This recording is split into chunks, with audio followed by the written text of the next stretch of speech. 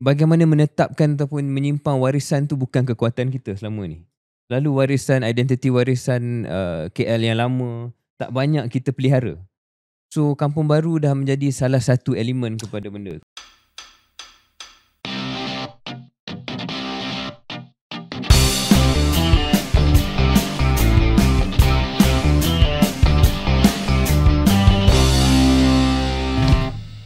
Assalamualaikum dan selamat datang ke episod 170 Keluar Sekejap bersama dengan saya KJ. Saya Syaril Hamdan. 19 hingga 21 hari bulan September ini ada apa, Syaril? Ada KL Podfest edisi kedua. KL Podfest edisi kedua yang akan berlangsung di kampus Ampang. Betul. Satu venue yang mana ada banyak kedai makan, ada banyak kedai-kedai dan juga ada event space, dan kita akan mempersembahkan podcast kegemaran anda. Ya, apa perancangan kita KS untuk KL Podfest, Syaril? Kita akan bersiaran ataupun kita akan ada di situ sebagai podcast utama pada hari kedua. Live show Kita pada hari Sabtu 20 hari bulan. Sabtu 20 hari bulan. Tetapi kita akan ada di sekitar kampus untuk ketiga-tiga hari kot. Ya. Sebab hari pertama adalah hari industri kan. Industri ini satu kita, keistimewaan untuk edisi kedua ya, ni. kita ajak semua yang terlibat dalam dunia media, dunia pengiklanan, dunia podcast untuk sama-sama kita bincang masa depan format podcast dan juga audio. Kalau tak silap saya, Timbalan Menteri pun ada. InsyaAllah Timbalan Menteri pun akan hadir. Jarang sekali. Sebab kita nak bincang sebagai industri, macam mana kita nak perkembangkan lagi audio. Ya. Industri audio ataupun industri audio SIA ini. Supaya lebih banyak lagi iklan dapat menyokong kita dan menggunakan platform kita untuk menyebarkan jenama mereka. Tetapi Syaril, saya nak sebut kepada pendengar kita, masih lagi ada tiket untuk mendengar podcast live seperti Malam Serang, Mr. Money, Kinabalu Podcast. You might want to sit down for this. X Borak lah, TTYL yang juga popular, Keluar Sekejap, Apa Cerita, Game of Impossible bersama dengan Idris Jala, Financial Faiz, RR Unscripted, The Common Folks SG dan Soltudin dan banyak lagi. Anda boleh dapat tiket, masih boleh dapat tiket di ticketmelon.com. You can still get your tickets at ticketmelon.com. We look forward to seeing you there. Bagi KS pula, kami akan mempersembahkan satu show yang sangat istimewa. Syaril and I have been working hard on this show. It's going to be about the past, present and future of Malaysia. InsyaAllah. I think it's going to be one of our best shows. Yes, we want it to be one of our best shows. So we'll see you there, the KL Podfest 19 hingga 21 hari bulan September di kampus Ampang. Okey, Syaril, hari ini kita ada banyak isu sebab selepas ini pun kita akan bergerak ke Desaru untuk live show sekali lagi. Kita akan buat live show di Ombak Fest Desaru pada hujung minggu ini. Tetapi sebelum itu kita sebab kita dah lama tidak ke udara, ada banyak isu yang kita nak kena selesaikan. Tetapi sebelum itu mungkin kita nak cerita sikit tentang satu isu penting lah. Ini kadang-kadang kita bincang isu semasa, topical issues. Kadang-kadang kita bincangkan isu yang lebih mendalam, structural issues yang berkaitan dengan masa depan negara kita. Jadi saya rasa elok juga kita ambil peluang pada hari ini untuk membincangkan tentang masa depan pembangunan negara kita. Sebab negara kita sekarang ni kita berdepan dengan pelbagai cabaran. Antara cabarannya adalah cabaran kekangan kewangan fiskal, adalah berkaitan dengan transisi ataupun migrasi daripada kebergantungan kepada sumber-sumber yang tradisi kepada contohnya dalam bidang penjanaan kuasa kepada sumber yang boleh diperbaharui ataupun renewable energy dan sebagainya, dan sudah pasti ini akan ada kesan kepada beberapa sektor ekonomi kita. Syaril, kalau kita tengok kepada sektor ekonomi Malaysia ataupun struktur ekonomi Malaysia ni, boleh dikatakan kita sebenarnya ada pelbagai engines of growth lah. Kita sebenarnya negara yang bertuah kerana kita tidak mempunyai hanya satu engine of growth. Ada setengah negara dia ada satu engine of growth saja, sama ada dalam bentuk oil and gas ataupun dalam bentuk perkhidmatan ataupun dalam bentuk pembuatan. Tetapi Malaysia ni kita ada pelbagai engines of growth. Kita ada commodities, kita ada pembuatan, kita ada perkhidmatan dan kita juga ada oil and gas. Dan bila ada masalah dalam satu sektor ini, kadang-kadang ada sektor lain yang boleh menampung ataupun boleh memberi sumbangan supaya kita dapat bergerak counter cyclical dengan apa yang berlaku di sektor lain.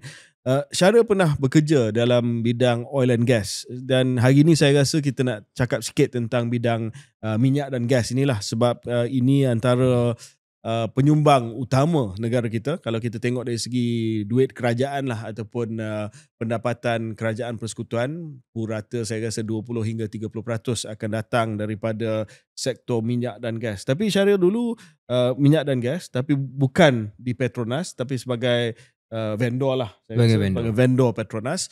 Mungkin boleh ceritakan sikit tentang pengalaman berada dalam bidang minyak dan gas di Malaysia ni yang telah menyumbang satu jumlah yang begitu besar kepada pembangunan negara kita. Dia pengalaman yang menarik sebab macam KJ katakan berada dalam industri, antara industri utama lah dalam ekonomi Malaysia, bukan hanya penyumbang kepada kantong kerajaan tetapi penggerak kepada ekonomi secara keseluruhannya. Dan dia salah satu industri yang cukup rumit dan pelbagai lapisannya. Maknanya bukan hanya dari segi jenis syarikat-syarikat minyak yang wujud dalam ekosistem, iaitu bukan hanya Petronas tetapi syarikat-syarikat minyak antarabangsa. Ada juga pelbagai lapisan jenis kontraktor dan vendor. Dia bukan hanya satu jenis. Ada yang menjadi lebih kurang paling utamanya supplier untuk barangan tertentu. Ada yang mewujudkan ataupun fabricate barangan sendiri. Ada pula yang bukan sebenarnya supply barangan tetapi lebih kepada perkhidmatan tertentu di offshore. Jadi pelbagai lapisan dan pelbagai jenis syarikat. Ada yang boleh buat semua, ada yang hanya specialize pada satu. Jadi disebabkan itu saya nampak industri ini agak unik lah berbanding mungkin industri-industri lain yang kita tahu di Malaysia ni, disebabkan kepelbagaian yang cukup rumit dalam seluruh industri Malaysia ni, industri minyak dan gas di Malaysia ni. Tambah pula lewat ini 10-20 tahun ini sudah ada push ke arah ESG untuk lebih menekankan bukan hanya tenaga yang lazim ataupun yang tradisi kepada sumber tenaga boleh baru. Itu pun merupakan satu cabaran, dan kontraktor ataupun pemain industri sama itu ada juga keperluan dan memang dah ada wujud untuk membuka dimensi baru dalam sumber tenaga boleh baru juga. Saya suka memberi satu gambaran bahawa sektor minyak dan gas ini berbanding dengan mungkin sektor-sektor lain berjaya untuk mewujudkan rantaian nilai domestik yang paling menyeluruh lah berbanding dengan sektor lain. So, kalau kita tengok antara sektor lain, macam kita biasalah cakap tentang sektor semiconductor. Di KS ni kita banyak bincang soal semiconductor. Kalau semiconductor di Malaysia ni, kita tak berjaya untuk menangkap ataupun capture rantaian nilai yang menyeluruh. Sebab kita hanya pakar, walaupun ada fab dekat sini, tetapi kita hanya pakar dalam bidang assembly testing dan juga packaging. So itu hanya satu kumpulan kecil ataupun satu kegiatan kecil dalam rantaian nilai keseluruhan untuk membuat semiconductor. Sama juga dalam minyak sawit. Walaupun kita ada pelaburan dalam bidang penghiliran ataupun downstream, masih lagi kurang dari segi refinery, dari segi oleochemical dan sebagainya. Tetapi kalau kita lihat kepada oil and gas, sebab ni mula daripada tahun 70-an, ya, kita punya PDA kita dan penubuhan Petronas pada tahun 70-an, 74. Kita bukan hanya berjaya dari segi huluran ataupun upstream, iaitu huluan. Upstream Huluan bukan huluran. Huluran lain. Huluran. Huluan. Kita bukan hanya upstream exploration, maknanya kita bukan hanya extract minyak tu daripada sama ada daripada seabed kita ataupun daripada our land, tetapi kita telah berjaya juga downstream refinery, petrochemical dan sebagainya, dan ini banyak dibantu oleh bukan hanya Petronas tetapi semua yang terlibat dalam industri minyak dan gas dalam bentuk vendor-vendor yang disebutkan oleh Syaril. So to me, dia bukan hanya soal sumbangan kepada kantung kerajaan, tetapi kalau kita tengok kepada the domestic value chain ataupun rantaian nilai domestik, oil and gas sebenarnya adalah antara success story kita, di mana kita telah membina kapasiti daripada hulu sampai ke hilir. Tak tepat apa yang KJ katakan itu, sebab itu satu kejayaan yang setakat ini belum wujud lah dalam sektor-sektor yang lain. Ada tapi not as tak pronounced komprehensif. as this. Dan macam KJ katakan, sebab dia bermula agak awal.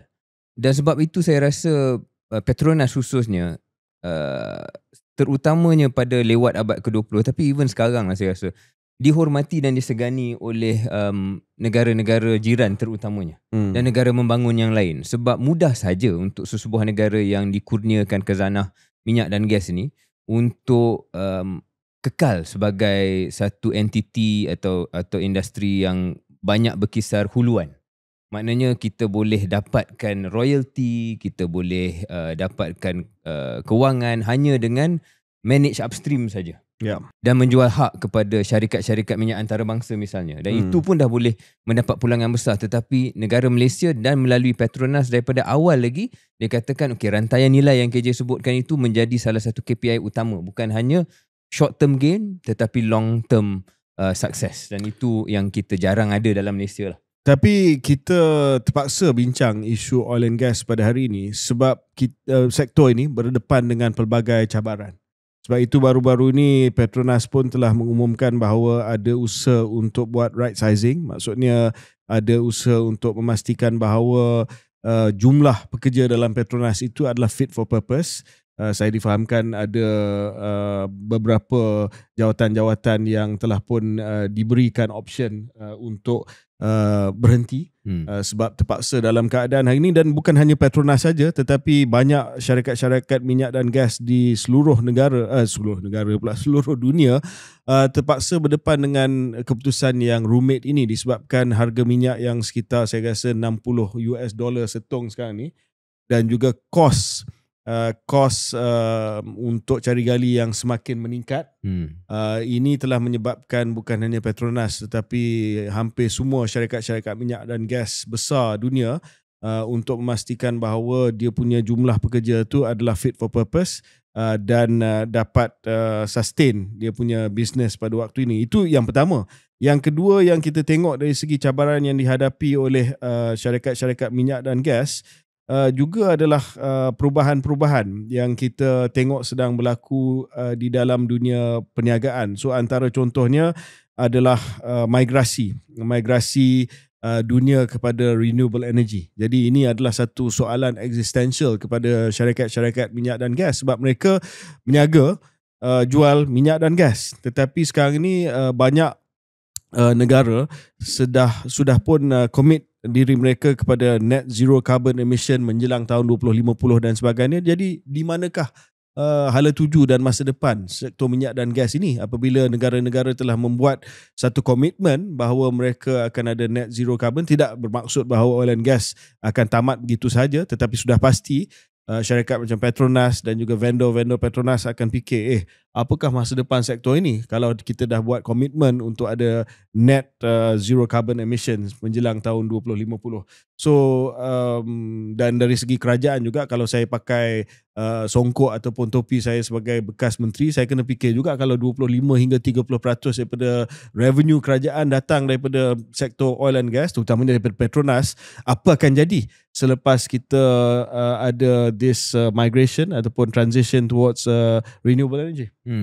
Dan di sini sekali lagi saya nampak ada forward thinking jugalah daripada industri minyak dan gas dipacu oleh Petronas sendiri dengan entitinya Gentari yang memberikan isyarat bahawa dia tak tunggulah sehingga benda tu dah terlalu genting sebelum mahu bertindak. Dan barangkali isu right sizing ini walaupun ada datang dengan sensitivity dan kontroversinya sendiri pun wujud disebabkan environment ataupun persekitaran yang mana perlu difikirkan semula apakah pelaburan-pelaburan tertentu yang perlu dibuat oleh Petronas sendiri dan kena buat sekarang sebelum terlalu lambat.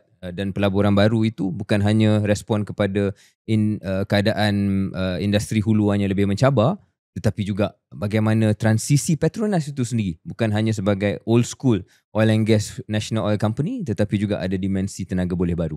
Okey, mungkin hari ini kita boleh dengar daripada suara industri, suara industri dan kita ada tetamu, seorang tetamu yang saya rasa pakar dalam bidang ini, Dan dia bukan hanya melihat dari sudut syarikat dia sendiri, tetapi mewakili satu majlis, iaitu Malaysian Oil and Gas and Energy Services Council, yang menjadi badan yang menghimpunkan semua yang terlibat dalam bidang oil and gas ini. Dan beliau mungkin juga sebagai seorang vendor kepada Petronas boleh respon sebagai seorang outsider Petronas lah, tetapi insider dalam sektor, tetapi outsider, dia lihat Petronas daripada luar, tentang cabaran yang dihadapi oleh Petronas, dan sama ada this menggunakan istilah orang putih, this piggy bank of oil and gas ni masih lagi sustainable untuk negara kita 20-30 tahun akan datang menjelang tahun 2050, di mana kita dah ada komitmen untuk net zero carbon emission. Jadi saya perkenalkan Tuan Teknologis Syed Sagaf bin Syed Ahmad, Ketua Pegawai Eksekutif Syapadu Energy Services Sdn Bhd. Tetapi yang lebih penting pada hari ini, beliau semenjak tahun 2022 adalah Presiden Malaysian Oil, Gas and Energy Services Council. Assalamualaikum Tuan. Apa khabar? Tuan Syed okey ya? Alhamdulillah. Ya. Saya sebelum kita mula dengan soalan tentang oil and gas ni, saya difahamkan Tuan Syed ni adalah seorang yang peminat bola sepak Ya, betul. dan mempunyai taste yang high class lah. Of course. Ya, pasukan apa tu? Of course, Manchester United. High class. High class. Kita berhenti di situ. Bukan perkataan patut yang pakai saya baju akan pilih. Manchester United ni. Saya rasa macam tak betul lah pakai baju batik. Okey, Tuan Syed, Tuan Syed dah dengar mukadimah kita tadi sebagai seorang vendor Petronas. Apa respons Tuan Syed kepada rumusan KS tadi? Adakah kita betul rumusan kita tentang cabaran dihadapi oleh sektor oil and gas? Sebab saya ni sebagai bekas orang government kan, saya risaulah kalau ada cabaran besar nanti government nak minta duit tak ada dah. Betul. Saya rasa rumusan yang telah dibuat tadi tu, saya rasa macam dah complete semua oil and gas punya isu and juga where we going, ke mana hala tuju oil and gas and what not. Tapi saya just nak stress some points lah based on tadi punya introduction untuk menunjukkan di mana MOXI lah. I'm from a MOXI perspective. MOXI ni, okay. Dia panggil MOXI. Yes, MOXI. So if you look at, kalau kita tengok dari segi piramid lah, piramid rantaian, tadi kita cakap pasal rantaian ekosistem. You look at the top of that pyramid is of course Petronas lah. Dia as a regulator, as also the owner and what not. And the second tier tu, which we have about 30 lebih. I think sekarang kita ada about 34 operators lah. All the Shell, all these PACs and what not. So they are basically the owners of the field and the operators lah, the oil producers.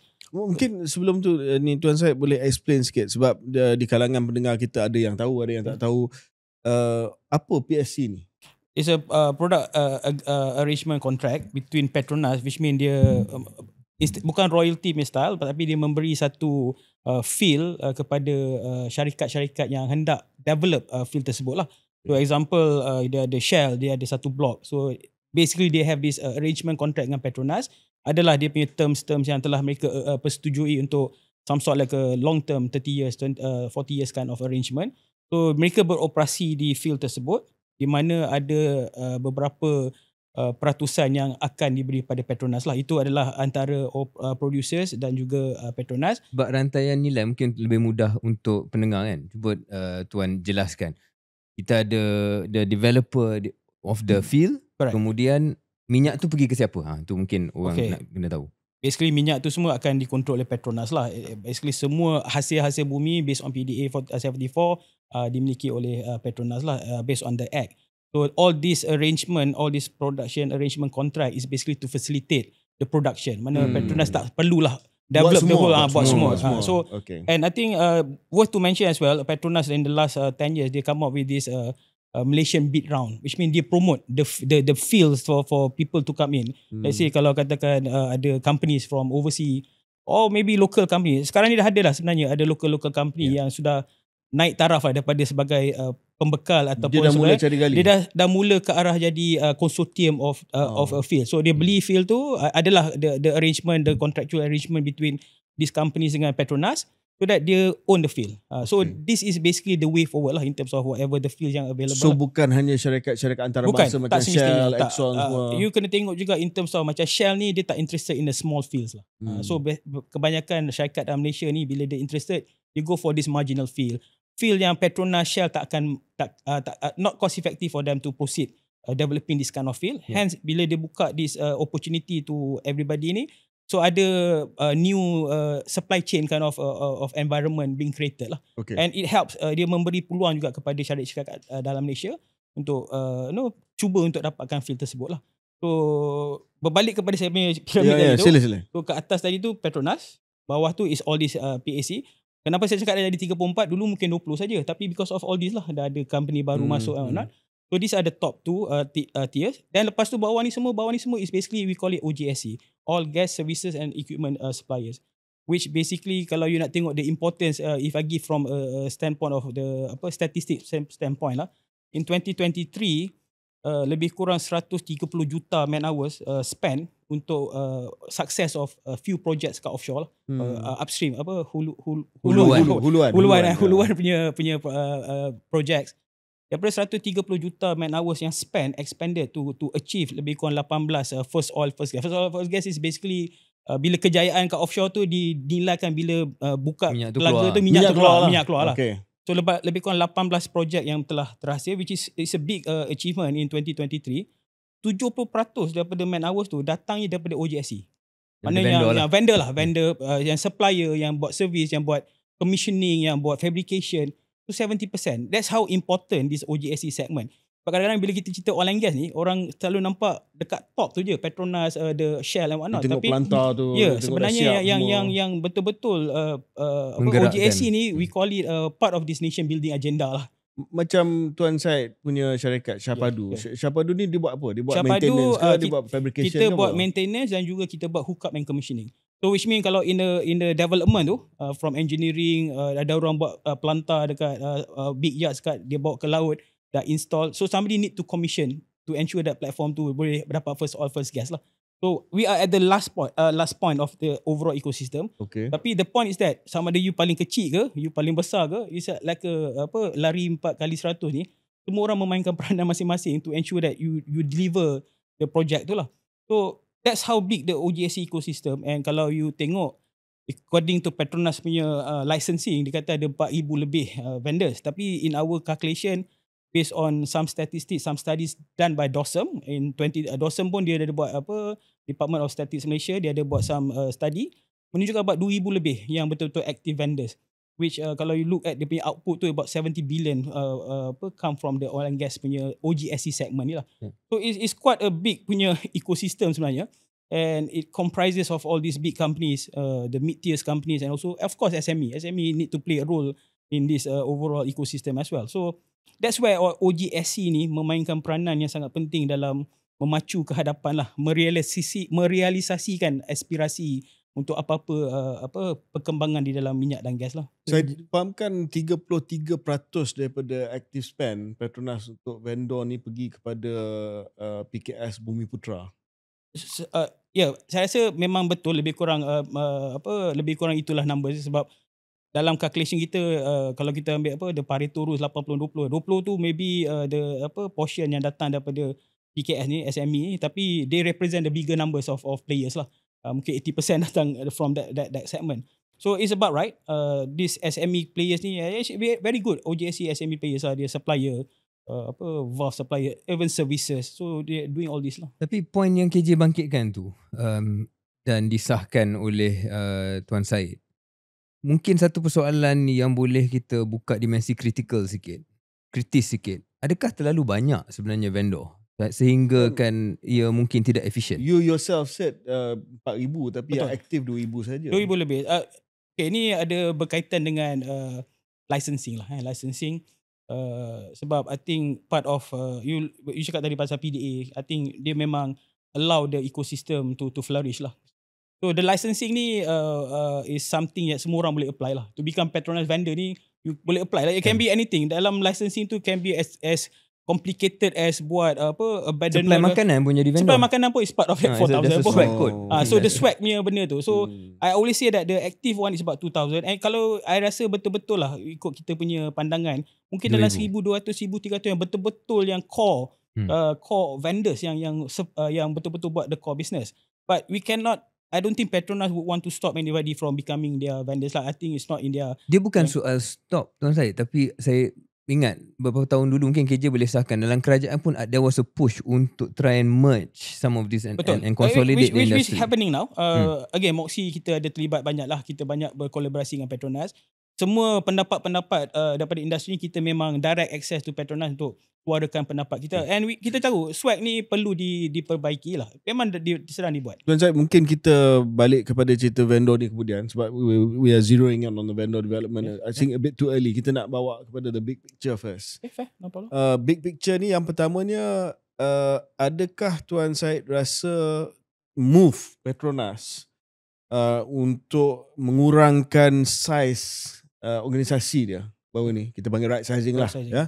Right sizing adalah satu tindakan yang terpaksa dibuat, satu tindakan yang tepat, ataupun adakah ini satu tindakan preemptif yang terlalu awal?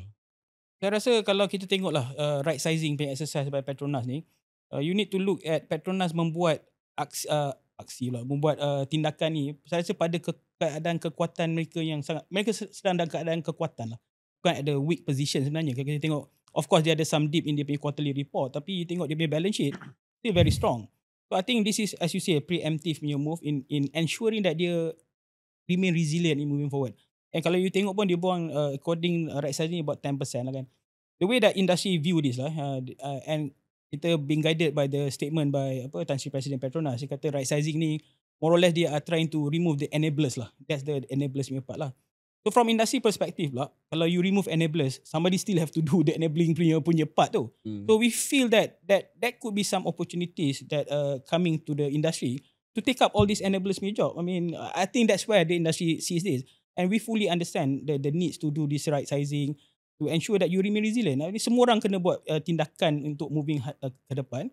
Dan setakat ni lah daripada yang kita punya perbincangan Petronas, walaupun kita tak ada full view lagi macam mana restructured punya entity nanti ni, we feel that there are some merging of few portfolios tu, I think macam make sense lah.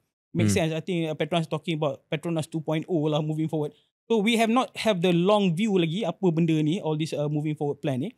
But from the outside ni kita dengar cara dia combine few departments, it could make the industry more agile lah in terms of and lagi senang lah streamline of the position portfolio ni. I think maybe will help the industry in moving forward.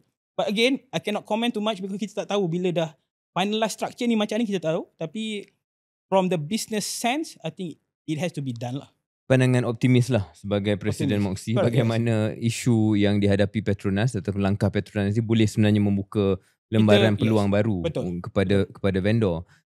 Tapi tak boleh dinafikan juga Tuan bahawa apabila Petronas bertindak sebegitu, sudah tentu akan ada kekhawatiran lah daripada kalangan industri. Adakah ini sebenarnya hanya satu elemen kepada pengurangan kos Petronas itu sendiri? Dan kalau ada wujud pengurangan kos, dah tentu jumlah belanja kepada vendor pun akan berkurangan. Ada tak perbincangan dalam kalangan Moxie tentang situasi itu dan apa assurance Petronas ia tidak akan berlaku? Kita belum ada ke arah perbincangan sebab biasanya Petronas akan come up with this Petronas Activity Outlook towards end of the year. So before the outlook keluar tu, kita akan ada perbincangan lah dengan group procurement to see the long term view lah. So selagi that document tak keluar, kita tak nampak the bigger view. Sebab kalau you tengok from industry sebenarnya, kalau you tengok since the last quarter of 2024, actually banyak kontrak telah di-issue. Especially kat brownfield contracts lah. I mean, maintenance contract. I think our calculation, all this contract dengan subsurface contract, some well abandonment contract, I think close to 30-40 billion ringgit that has been issued. Tak masuk lagi all this yang corresponding contracts around kapal, all these services and whatnot. So far, there's a lot of contracts has been issued out. It's a long-term contract. So industry ada asas lah. Ada asas untuk be optimistic in terms of apa yang ada kat luar sana lah. Okay, Tuan, balik kepada isu peralihan tenaga ni. Sebab ini isu besar. Dan kerajaan pun ada NETA, Energy Transition Roadmap, National Energy Transition Roadmap, yang akan melihat sumber penjanaan elektrik ini lebih mirip kepada clean energy lah, sama ada renewable ataupun sekarang ni dah cakap tentang nuklear dan sebagainya. Maksudnya kebergantungan kita kepada fossil fuel ini akan berkurangan untuk jangka masa panjang lah. oil and gas, fossil fuel. Jadi apa outlook Tuan Moxie dan juga sebagai seorang CEO kepada vendor bila tengok benda ni, dia benda existential lah. Transisi ni akan ambil perniagaan saya. So how are you adjusting to this? So again, kita being guided by NETA lah, National Energy Transition Roadmap. And I think some of the facts yang lost in translation lah in that document adalah what will happen in 2050 sebenarnya. Kalau you tengok NETA pun, dalam dia punya projection in 2050, dia punya primary energy mix is still fossil fuel 78% in fact. So gas is about 60%, oil is about, so it's 78%. So I don't see, and maybe I have the right tak cakap ni, I think oil and gas ni dia have a very long future to ensure that our nation building agenda still being built around oil and gas. So macam mana nak offset carbon ni? Sebab kita nak net zero. So at the same time, you look at the NETA juga, one of the pillar is carbon capture utilization, CCUS. So this is a big deal in terms of moving forward. And you look at Petronas pun, kita dah ada satu program Kasawari, in terms of the storage is one of the biggest in the world at the moment. So there'll be more. There already commitment kat Pahang akan ada CCUS hub dekat Terengganu and whatnot. So I think evolution of oil and gas ni dia very dynamic lah. I selalu kasih example dulu masa kita buat oil and gas. Maybe in the 1910 kita buat kat dagat je, kat tanah dekat onshore, minyak tu dekat je, you drill sikit dah keluar minyak. Lepas tu as we go along, the challenges tu makin mencabar lah, banyak lagi cabaran. Dulu kita ada banyak field dengan mercury. Kita overcome the mercury issue, kita come up with the mercury removal unit, then we found hydrogen sulfide. Kita ada the system tu. It's not a challenge anymore lah kalau kita jumpa benda ni. So carbon ni is basically the next phase of this evolution, and eventually we'll get the technology right lah. It takes a bit longer dari time segi lah. cost, dari segi technology, that's the barrier now. It's betul, quite high untuk capture carbon ni. So again, I'm saying that sama juga macam masa mula-mula kita jumpa mercury kat all our fields. Eventually we'll find the right technology in moving forward to ensure that this is all cost effective in doing all this business. Yeah. Carbon capture bagi yang kurang arif, basically ambil carbon simpan lah. Simpan dan itu sumbangan industri minyak dan gas kepada net zero. Yes. Tuan, tadi KJ dah bangkitkan satu trend besar lah, NETA ni, energy transition. Satu lagi trend yang lebih dekat Malaysia ni ialah isu dan cabaran yang sedang mewarnai industri ni, isu Petronas dan Semenanjung bersama dengan Sabah dan Sarawak khususnya. Tapi dalam konteks vendor, dululah, dalam konteks vendor terlebih dahulu, macam mana sebenarnya boleh jelaskan kepada penonton, contoh vendor di Semenanjung ni nak kerja dekat Sabah Sarawak ni senang ke tak senang? I think again, all this issue ni from industry perspective lah. Kita selalu diminta lah, Moxie lah selalu diminta untuk memberi komen lah tentang isu ni lah. Usually kita refuse to meddle into this discussion between but just on the vendor side. Tapi kali ni saya akan ni lah. I think from industry, I think we look at the business punya point of view lah. So the longer this tak resolve, I think it gives some issues on the business in moving forward in terms of clarity. I think industry sebenarnya kita nak clarity saja. But the work will be there. Cuma how do we manage the stakeholders ni? So we need the clarity, sebab tak ada clarity macam ni lah, ada isu nak masuk Sabah Sarawak permit and whatnot. End of last year ada some issues within the permit nak masuk orang Semenanjung ke Sarawak lah masa tu, and Moxie work closely dengan Petronas to ensure that kita do whatever necessary paperwork to ensure that berapa ramai projection, sebab dalam tahun ni ada banyak projek kat Sarawak ni. Kat Bintulu ada shutdown, and there's no way that satu Sarawak boleh take it up on themselves. So needs all these companies to come in as well. Saya rasa just untuk memberi sedikit penjelasan kepada pendengar dan juga penonton KS, sekarang ni ada sedikit pertikaian antara Petronas dengan Petros, terutamanya berkaitan dengan tugas aggregator gas di Sarawak. And I have to be very careful how I phrase this. Selain daripada pertikaian yang sedang berlaku yang cuba dirunding melalui Kerajaan Persekutuan dan juga Kerajaan Sarawak, Sarawak dia ada kuasa atas immigration.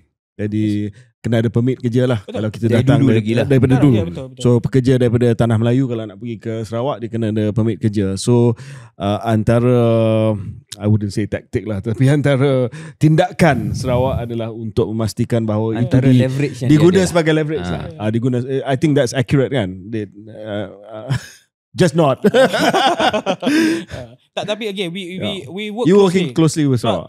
As far as Moxie is concerned, kita Malaysia, we course. need to look at the interest, because Sarawak, most of the companies is our members as well. Sabah pun kita ada member Moxie. So Betul. we are working to ensure that all our members kalau ada issues that we need to bring forward, we're gonna try to resolve. So, Saya rasa just on that point, Tuan Syed, it's not just Moxie that's Malaysia, it's Petronas that's Malaysia Correct, also. Saya rasa ini sangat-sangat benda yang lost in translation juga. correct. Sebab Petronas ini dilihat sekarang ni oleh certain quarters as Semenanjung, as a Tanah Melayu punya federal punya thing, but Petronas is for all Malaysians. Betul. Itulah, I think from the industry perspective lah, what we feel that kita kalau boleh tak nak this become a deterrent to the growth and progress of business sebab Tuan boleh share tak, to your last point, sorry mencelah, ada tak indikator yang sudah pun wujud bahawa ini mengekang sedikit dari segi pelaburan tertentu? Adakah syarikat-syarikat luar agak hesitant The disebabkan lack of apa yang clarity berlaku? I think the lack of clarity tu,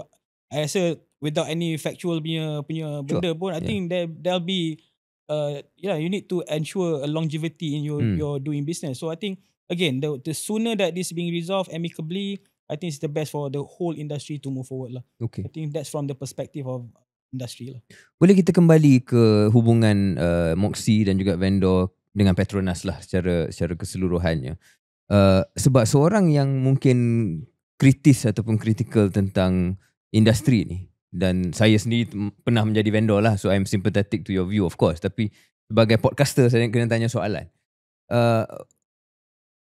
Program vendor development program ni yang menjadi benda asas Petronas buat bersama dengan OJSE players, dia wujud semenjak tahun 90-an tak silap saya.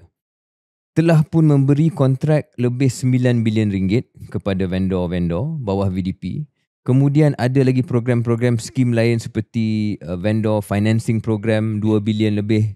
Kemudian ada dana khas Financing tertentu. disediakan pembiayaan juga. Pembiayaan kepada vendor. Wow. Kemudian ada juga program dana tertentu untuk Bumi Putra dan macam-macam lagi lah program dan juga perbelanjaan direct dan indirect. So let's say lah it's billions, lebih 10 bilion confirm. Tapi apa hasil yang datang daripada 10 bilion lebih ringgit ini? Sedangkan hanya 101 vendor yang pernah graduate daripada VDP. Sedangkan majoriti daripada vendor dan ahli Moxie belum lagi boleh eksport services mereka kepada luar. Belum lagi boleh menjadi kebanggaan bahawa ini adalah international company. So apa respon Presiden Moxie? Dia dengan bahasa mudah lah. Orang ramai kat luar ni yang tengok oil and gas dari luar ni, dia nampak vendor oil and gas ni memang best lah. Sebab tak ramai. Lepas tu dapat kontrak Petronas ni memang best lah. Lepas tu dapat pembiayaan pula. Tapi yang betul-betul, sebab tujuan kita bagi kepada bumi ni adalah so that, macam Syaril katalah, you can become global, at least regional. Tapi tak ramai. I think untuk menjawab soalan tu lah, ada syarikat-syarikat yang sudah berjaya pun kat luar. Ada juga syarikat yang pergi keluar, berjaya sekejap dan lepas tu patah balik lah, ada yang tak berjaya.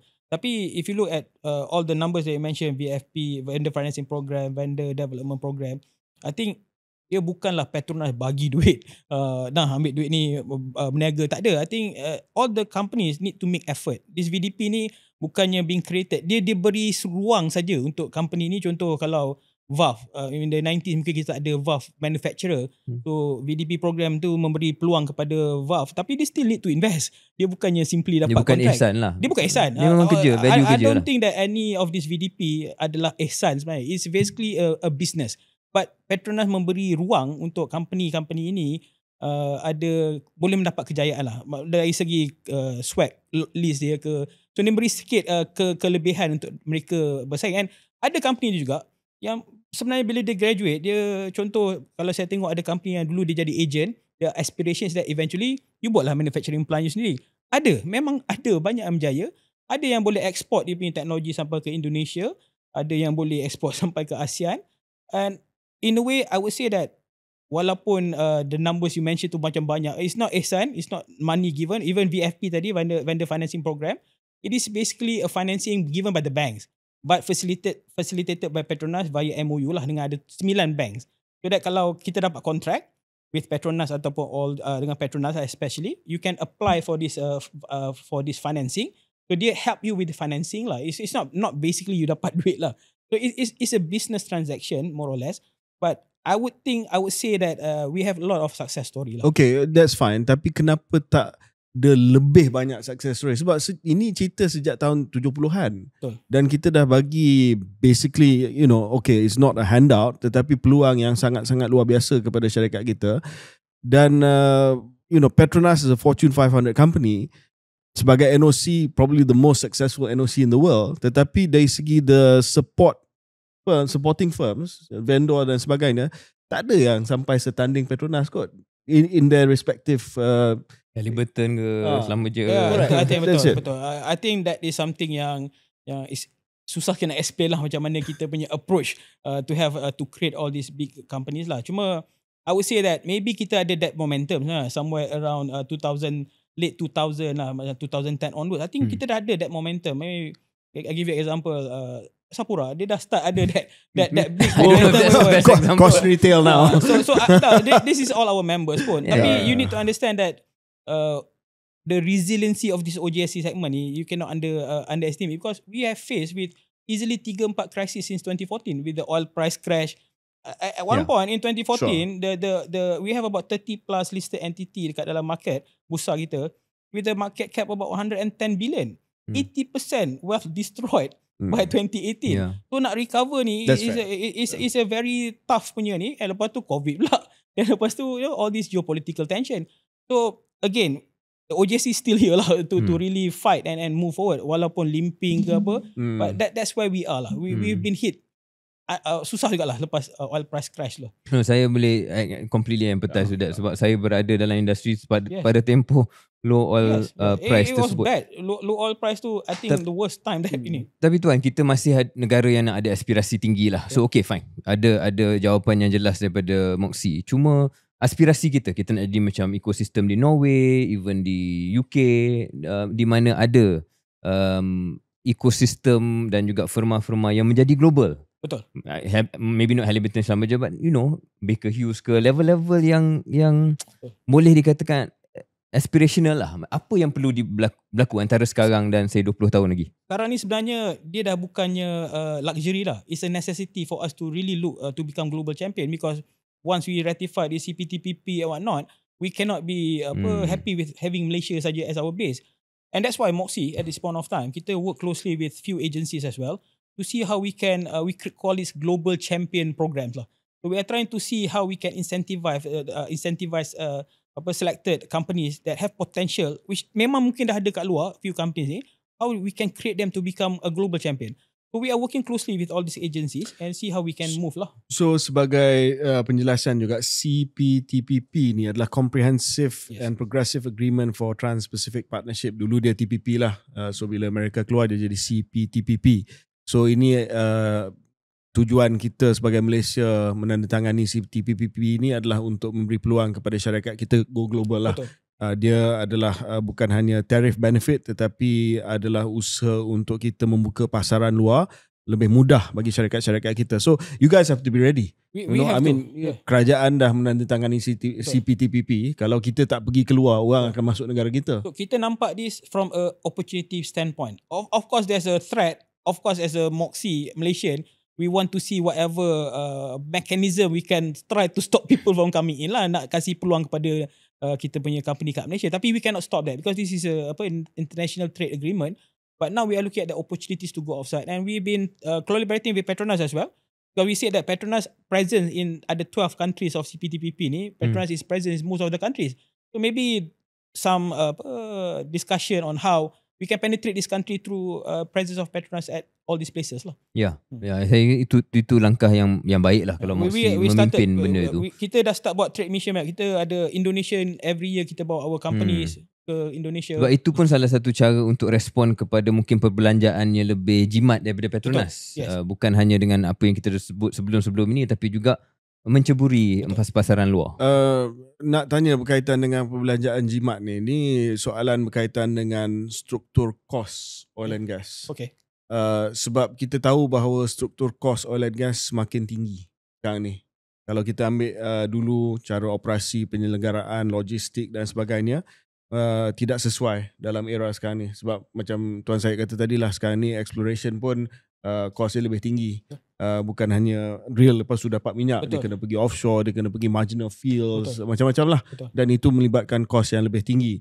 Kalau kita tengok, ini bukan kita nak menakutkan pendengar kita, tetapi pendapatan Petronas pun sejak kebelakangan ini mengalami sedikit kemerosotan dan profit pun mengalami sedikit kemerosotan, antara sebab terpaksa membuat keputusan yang strategik tetapi yang agak pahit, macam right sizing dan sebagainya. So macam mana cost structure ni akan memberi impact kepada vendor? Sebab vendor tengok Petronas, kalau cost structure dia semakin, margin dia semakin kurang, cost structure dia semakin tinggi, it will affect your business also. I think Moxie ni in 2022, I think there's a lot of issue within the industry lah. So we have been elevating this to Petronas.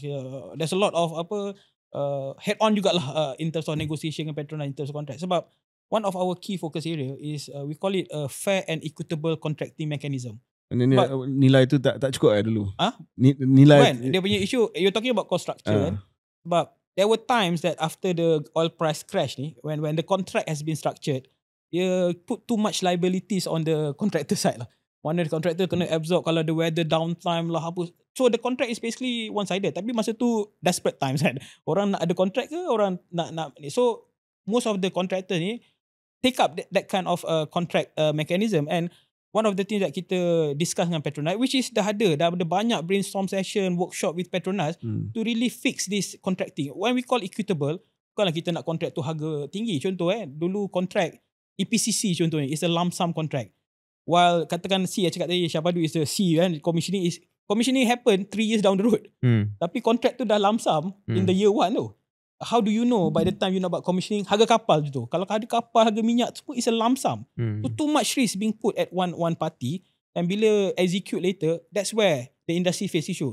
At one point, cara KJ, the industry punya trade payables dalam books of this listed entity is about 18 billion ringgit. That was in 2022 if I'm mistaken. That's a big huge number. That kalau ada payables that much dalam buku diorang, must be ada receivable from the contractor side yang bawah dia kan, subcon. So now it has been addressed. Contoh macam EPCC, dia jadi provisional punya contract. So okay, then boleh you revise, dia ada cap. Kalau boleh ada provisional lah. ada julat. So contract yang macam contoh you need to fix harga kapal for 5 years. It's ridiculous. Masa dulu mana boleh you tahu harga kapal is today, supply and demand kan. So now it becomes a reimbursable cost plus mechanism. So this has been an ongoing process for the last 3-4 years. And when we had our yearly leadership roundtable, we call all the big CEOs from all our members. You can see the noises tu dah kurang sikit. Ada, tapi compared to 4 years ago when we first do this, all this came out. But we now have a structural, more a systematic approach, and we created dengan Petronas and few operators and few association. We call this OJSC roundtable.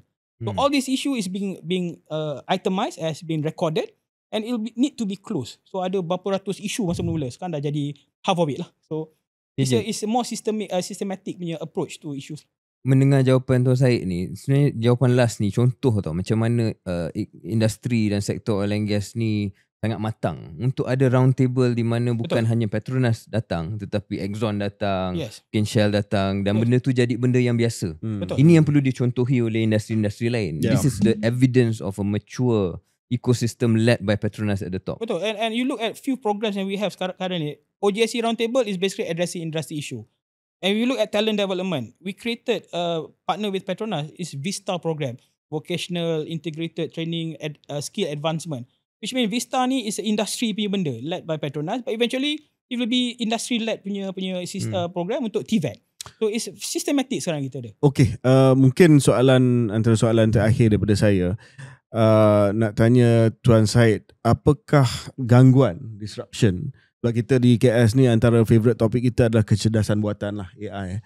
Apakah gangguan yang akan dibawa oleh AI kepada bidang oil and gas? Sebab kalau oil and gas ni saya rasa tak ada kesan daripada AI kot, sebab AI tak boleh nak ke pelantar minyak, tak boleh nak ke kegiatan maintenance, underwater punya kegiatan dan semua. You still need human beings kan. So is AI relevant for the oil and gas sector? It is relevant. It is relevant. Tapi Moxie kita with Talent Corp, kita ada this My Mahir Future Talent Studies lah. If you look at that study, ni lah study lah, tak boleh ascertain kalau sebab study dah keluar kan. Dia kata about 3-4% je the oil and gas punya job will be impacted by all this AI. Ada which still needed. I think kita tak boleh move away. Like we definitely have to go to AI and all this corporate level. Kena ada lah, tapi cuma I'm not saying that it really eliminates a lot of the works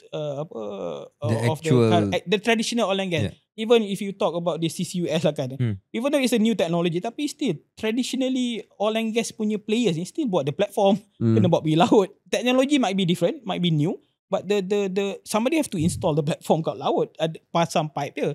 So again, it's a continuously oil and gas traditional business still akan continue, but we need to elevate and change our mindset in terms of we need to really look at the sustainability agenda. Itu kena buat, which kita buat pun sekarang. Kita try to push the ESG adoption among our members. Again, under another program called PSSP, Petronas Supplier Support Program. Basically from our grievances said that 70% SME ni dia tak peduli pun ESG ni. So how do we ensure cost tinggi? Cost tinggi. Now that program basically the cost is covered dalam this program, so that the SME players can also embark on this ESG journey.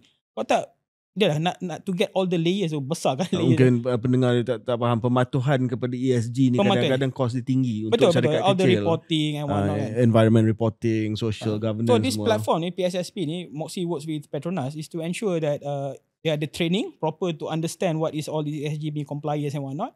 Dia ada reporting punya platform. So it's all being under the same roof, so that we can move the whole industry moving forward lah. Okay. Barangkali dalam soal kecerdasan buatan, kerja-kerja fizikal itulah masih lagi manusia yang kena buat. Mungkin satu hari nanti boleh diganti tapi belum lagi. There's some automation, robotization, drones and all that, but you still need people underwater to control. Might be a bit, betul. Welding pun dah ada sekarang automated welding mana, tapi still dia tak boleh 100% replace the current workforce yang involved in the oil and gas lah. But on the analytics, menganalisa tu barangkali dah ada. Of course, memang ada pun sekarang. There's a lot of all these being part of, and some of the Moxie members is involved pun dalam all these programs. Yeah. Okay. Yeah. Terima kasih. Saya rasa segmen yang walaupun agak technical dan detail, tapi kadang-kadang kita suka deep dive untuk certain sectors. I think oil and gas macam kita dalam mukadimah kata tadi sangat penting untuk masa depan negara kita.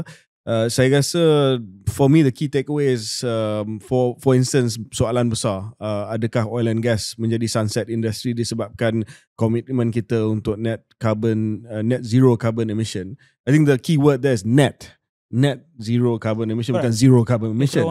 Kalau zero carbon emission habislah oil and gas. Tapi net oil and gas habislah dunia. Habislah dunia. Net maknanya you can offset. So antara teknologi yang diterokai oleh Petronas dan sebagainya adalah CCUS, carbon capture dan storage. Dan terima kasih kerana memberi a staunch defense of the vendors. Sorry we challenge you because kita pun nak lihat, bukan hanya jenama Petronas yang membanggakan negara kita di peringkat antarabangsa dalam oil and gas, but of course the vendors, the supporting companies juga diterima di peringkat antarabangsa, especially dengan CPTPP yang bukan hanya buka ruang kepada kita tapi buka ruang kepada orang lain. So kalau kita, that's the trade off when we sign CTPPP. We want opportunities overseas, tapi kalau kita tak move fast, people will come and grab opportunities here. Ya, terima kasih Tuan Syed. Terima kasih banyak. Okay, thank you. All the best. Good luck. Thank you.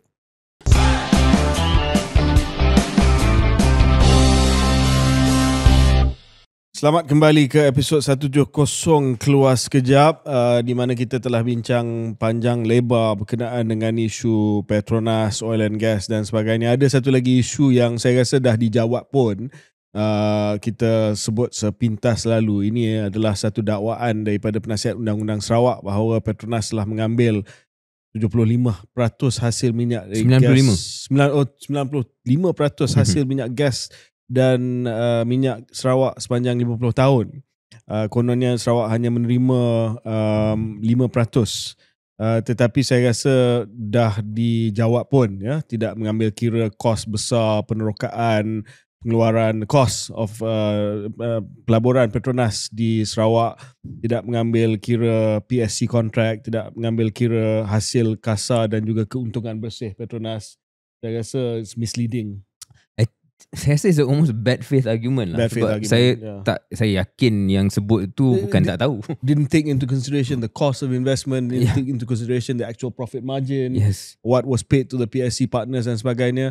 What was surprising is that it came from penasihat undang-undang. Yeah, that's Sarawak. why I'm pretty sure it was a bad faith argument. You Bukan know. dia tak tahu. Yeah, so I think dah dijawab. Saya rasa banyak penjelasan termasuk daripada sahabat kita, saudara Datuk Sri Rafizi Ramli, yang mengatakan bahawa half-baked figures, but you know, just putting it out there that we also think that is not a what was it that you said? It was Bad faith argument. Bad faith argument. Yeah.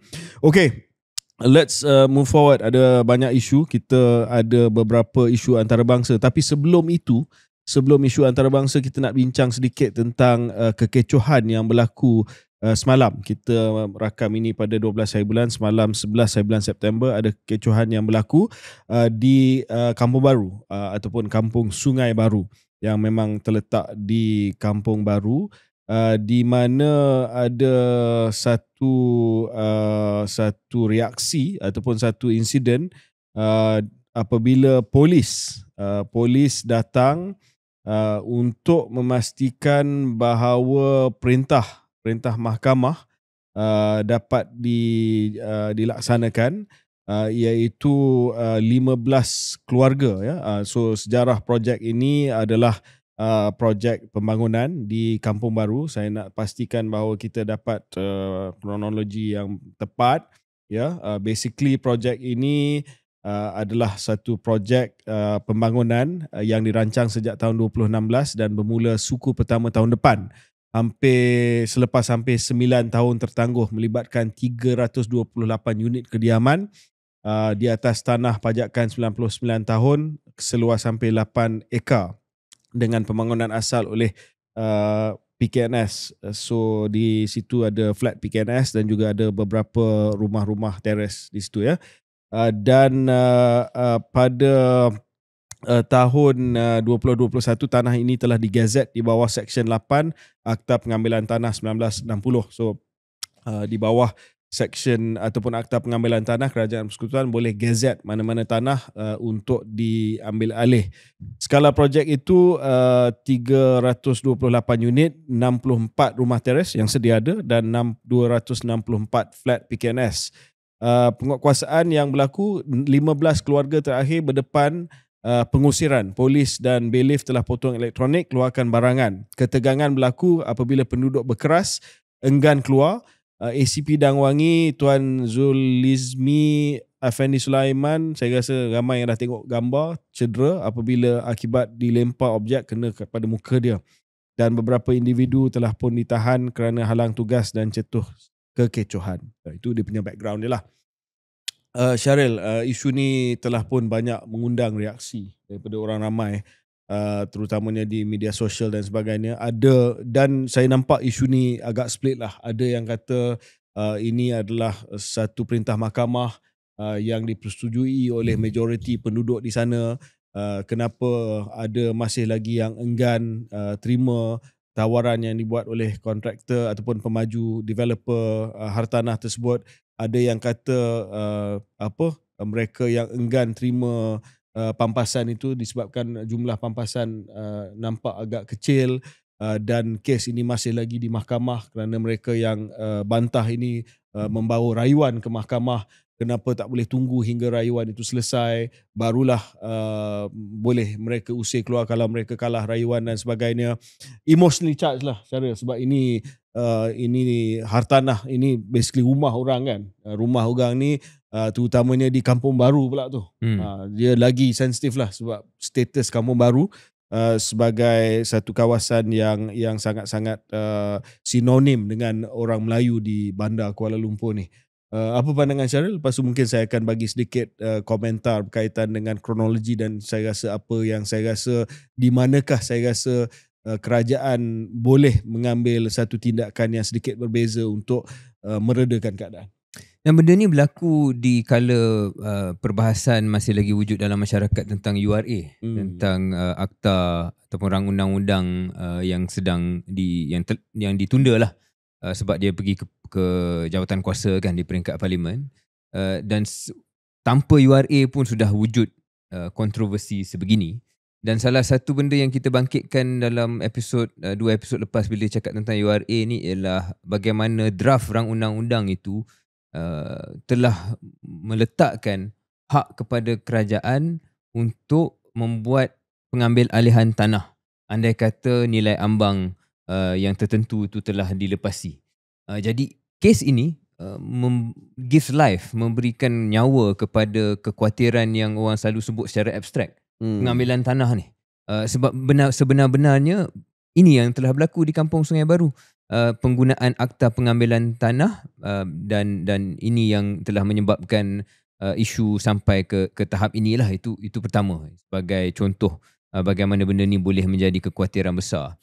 Kedua ialah soal yang KJ dah bangkitkan, nilai pampasan pun menjadi sebahagian daripada debate kita berkenaan URA. Sebab di sini tak silap saya 400 ke 450 ringgit per kaki persegi dianggap di bawah nilai pasaran, terutama memandangkan lokasi Kampung Sungai Baru ni ialah dekat dengan KLCC. Jadi the market value is definitely not 400-450 per square foot. Itu dari sudut pandang mereka yang rasa ia terlalu rendah lah. Ketiga, ia benda yang lebih emosi, iaitu saya tengok beberapa komen dari kalangan penduduk sendiri. Ada seorang wanita ni yang mungkin dah berumur sikit. Dia lebih kurang kata, I'm paraphrasing lah, dia lebih kurang kata ni bukan pasal soal duit. Ini soal saya dah umur 70 lebih tahun. Saya dah hidup sini dah lama. Dan mungkin the subtext is saya nak meninggal dunia pun dekat sini. Janganlah pada umur yang lanjut ni saya diusir keluar. So itu yang mana nilai pampasan apa pun tidak boleh menggantikan perasaan tersebut. Jadi di sini saya nampak yang paling saya rasa ada hujah kuat ialah disebabkan benda ni dah ada dalam mahkamah. Sebab rayuan macam KJ bangkitkan itu sudah berjalan. Mungkin boleh dikatakan apa yang kerajaan buat pun, apa yang developer buat pun akan ada bilangan yang takkan puas hati. Macam kes yang last saya sebut tadi tu. Tapi mungkin menjadi tanggungjawab kepada pihak berkuasa memastikan every box is checked first. Semua telah dibuat, barulah tindakan besar ni supaya alasan yang ataupun hujah balas itu tidaklah pelbagai seperti sekarang. Sebab sekarang ni pelbagai. Nilai pampasan ada hujah, soal emosi ada hujah, soal soal penggunaan akta pengambilan tanah pun ada hujah. Kalau boleh kurangkan hujah balas itu sebelum ambil tindakan yang boleh dilihat sebagai drastik seperti inilah. Ya, berbalik kepada supaya kita betul-betul memahami kes ni, kita cuba rasional, jangan terbawa-bawa dengan emosi. Walaupun masing-masing kita ada pandangan berkaitan dengan kes ini. Saya difahamkan sebahagian besar, hampir 70% daripada pemilik rumah flat ataupun rumah teres telah pun menandatangani JV dengan pemaju sejak tahun 2018 dan mereka dah keluar daripada rumah mereka. Saya rasa mereka dah terima pampasan relocation, mereka dah terima sewa yang dibayar oleh pemaju untuk rumah-rumah mereka walaupun belum lagi dimajukan.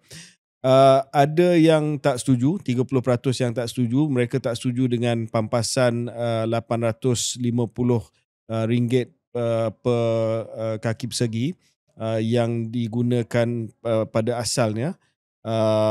Dia tidak mengambil kira nilai tanah sebenar terrace unit. Ni yang menjadi intipati dia sebab mungkin flat dia lain tapi terrace unit dia punya nilai patutnya lagi tinggi lah. Dan saya rasa yang menjadi pertikaian ini adalah pada tahun 2020 pemaju telah pun mohon untuk Land Acquisition Act sebab dia tak dapat 100% kan. So kalau tak dapat 100%, kalau URA dapat 80%, URA dapat 80%, dia tak payah mohon. Tapi kalau tak dapat 100% dalam akta yang sedia ada, dia terpaksa mohon untuk Land Acquisition Act. Maksudnya pengambilan secara paksa lah dan dia dapat gazet oleh kerajaan pada tahun 2021.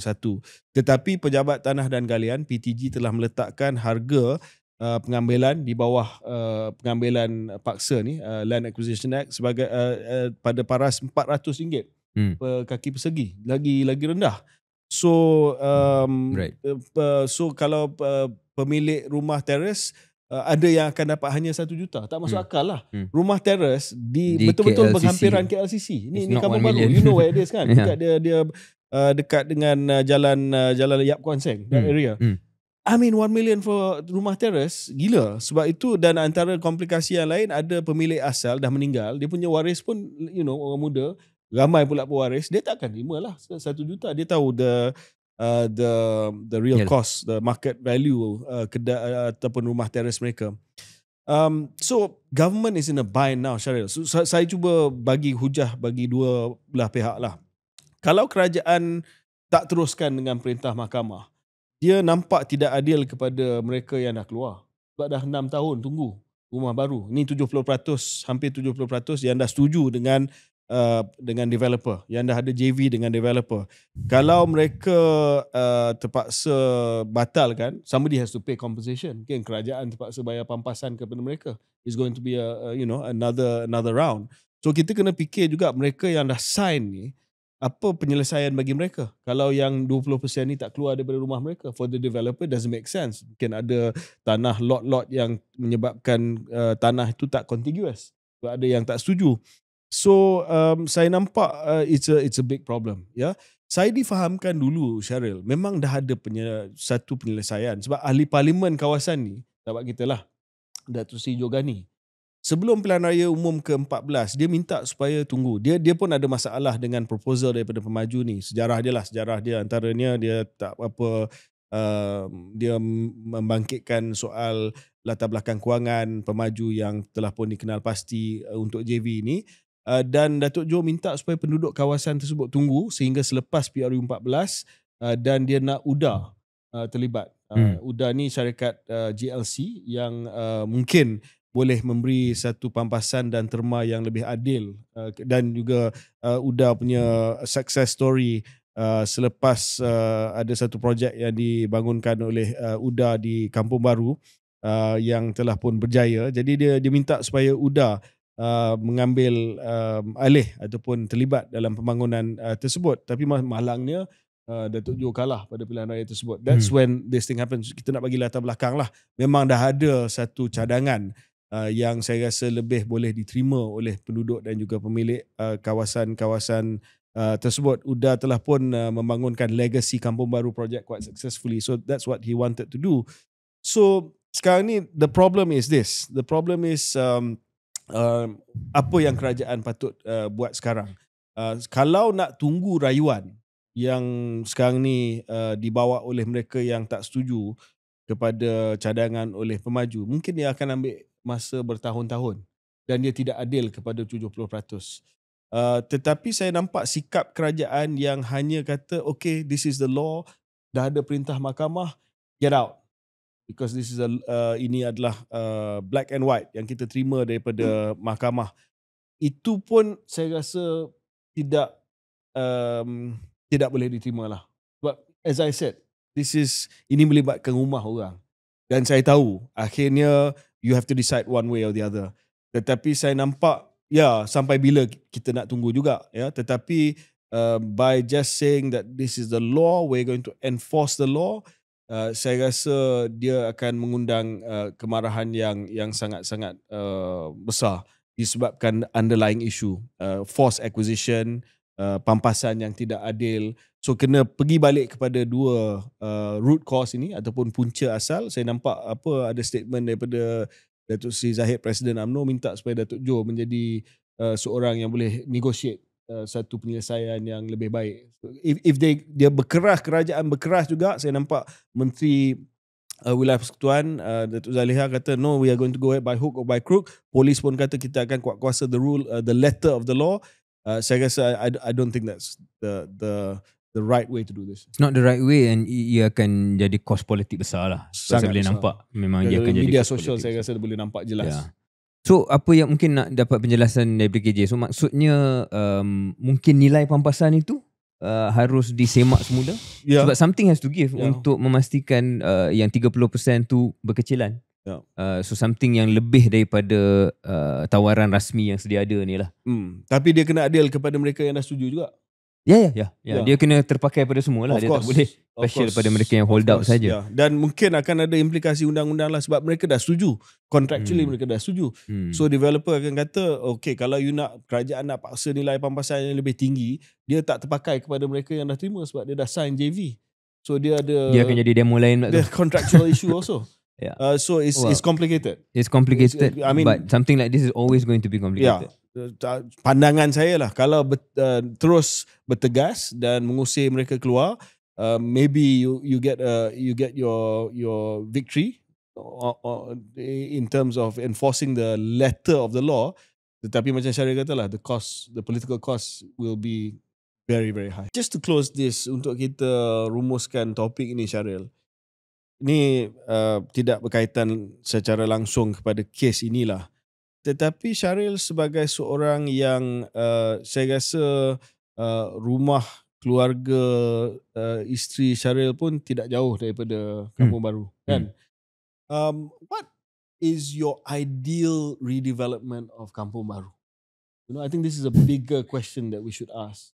Adakah Kampung Baru ni bila dah dibangunkan semula is unrecognizable as Kampung Baru, or will you hope that it retains its character? Of course, dia tak boleh jadi macam Georgetown UNESCO site dan sebagainya. Tetapi, you know, we don't want to see Kampung Baru lose its identity as Kampung Baru. What do you imagine Kampung Baru to be? Actually, secara peribadi, I much prefer it tak jauh beza daripada sekarang. Tapi nilai komersial tu, Nilai komersial tu kan lah. terjejas. But saya secara seorang yang bukan membesar kat situ pun, tapi macam KJ sebut dah lama menetap di sekitar itu. There is something magical about ada lagi tempat dan lokasi dengan ramai, bukan hanya orang Melayu duduk, tetapi berniaga kat situ. There's nowhere else in KL yang identity tu masih wujud. Dan kalau ia datang dengan cost komersial, it's an opportunity cost. Dia bukan, you know, so for me, dia bukan cost yang kena ditampung. Dia just cost of something kita forgo lah. Yeah. So kalau terpaksa kita forgo, kita lepaskan peluang komersial itu untuk menetap atau mengekalkan identiti, saya rasa berbaloi. Sebab ni bukan isu Melayu saja tau, tapi dalam KL ni, and we've talked about this before, bagaimana menetapkan ataupun menyimpan warisan tu bukan kekuatan kita selama ni. Lalu identiti warisan KL yang lama tak banyak kita pelihara. So Kampung Baru dah menjadi salah satu elemen kepada benda tu. I suppose the examples are macam Bangsa South, Abdullah Hukum dan sebagainya yang dah jadi KL Eco City. Correct. Itu contoh, right or wrong, itu contoh bagaimana we've gone to the other extreme lah. You know, di mana dah tak ada lagi dah Kampung Abdullah Hukum, ada masjid tu ada lagi lah. Tapi the rest is KL Eco City. But my point is the opportunity cost. It's not cost, it's opportunity I understand. cost. So it's not easy, senang untuk kita cakap tentang opportunity cost. Tetapi kalau kita berada di 70% yang dah setuju dah, mereka tunggu, that's not opportunity cost, that's actually real cost for them. Dia akan dapat benda tu. It's no longer an opportunity cost. Sebab dia dah sign 6 tahun, dia tunggu penyelesaian. Mungkin to them it's a lot of money. No, that's a fair point lah. Berjuta-juta. That's a fair point. So I think for us opportunity cost lah. Yeah. Because ultimately keputusan tu sepatutnya bukan datang daripada kita komentariat. It should come from the people who live there. Menjadi resident kat situ. Tapi kita juga stakeholder. Walaupun mereka dari segi dari segi keutamaan stakeholder tu mereka jauh lebih tinggi tetapi kita sebagai penghuni Kuala Lumpur ada juga stakeholder, ada juga pandangan untuk melihat bahawa masih lagi ada kawasan macam Kampung Baru. Dia sebahagian daripada identiti KL tu. Yeah, it is a difficult one yang memang daripada dulu pun susah untuk diselesaikan. Okay, 3 isu antarabangsa. Syaril, you want to kick off the first one? Ya, kita ada banyak sebenarnya isu antarabangsa. Mungkin tak semua kita boleh kupas pada episod ni. Mungkin episod depan kita akan tambah lagi isu. Bukan hanya antarabangsa je, tapi kita tak sebut tentang AGM bersatu. Macam-macam lah yang mungkin kita boleh bincang sama dia lepas ni ataupun episod AGM seterusnya. AGM tu menarik tau. Menarik. Saya rasa kita simpan AGM 1 sebab minggu depan Muktamar PAS. So kita ada omnibus edition on pembangkang. pembangkang. Perikatan Omnibus kita boleh cerita tentang Muktamar PAS dan PAT, dia bukan PAU, PAT bersatu. Oh ya. Ya. Perhimpunan Agung Tahunan. Tahunan. Dia kena lain sikit. Kalau PAU tu dia sinonim dengan Dia GOP. Bersatu ni kan perlembagaan dia kopi daripada UMNO, tapi dia edit sikit lah. Dia edit sikit-sikit. Majlis tertinggi dia panggil apa? Majlis MPT. Majlis Pimpinan tinggi. Dia tak nak MT lah. Dia tak nak MKT. Kalau tak nampak macam nampak kantor sangat. Okay. Alright. Gurauan. Okay, so isu antarabangsa yang kita nak sentuh pertama, apa yang telah berlaku pada minggu lepas, di mana kita nampak pemimpin-pemimpin besar dunia seperti Presiden Iran, seperti Presiden Perdana Menteri India, seperti Presiden X. Oh, ya. Saya menjurus kepada itu dan sudah tentu itu pertama tu. Perdana Menteri Malaysia, kemudian India, kemudian Rusia, kemudian macam-macam lah pemimpin-pemimpin besar yang datang ke negara China untuk pertama Shanghai Cooperation Organisation. Ada satu convention ataupun perhimpunan yang dah lama sebenarnya wujud, tetapi sekarang ini dalam dunia sekarang ini menjadi lebih signifikan. Dan di kala itu China juga telah menganjurkan perarakan gilang gemilang di Tiananmen Square, Beijing, untuk memperingati 80 tahun tamatnya Perang Dunia Kedua.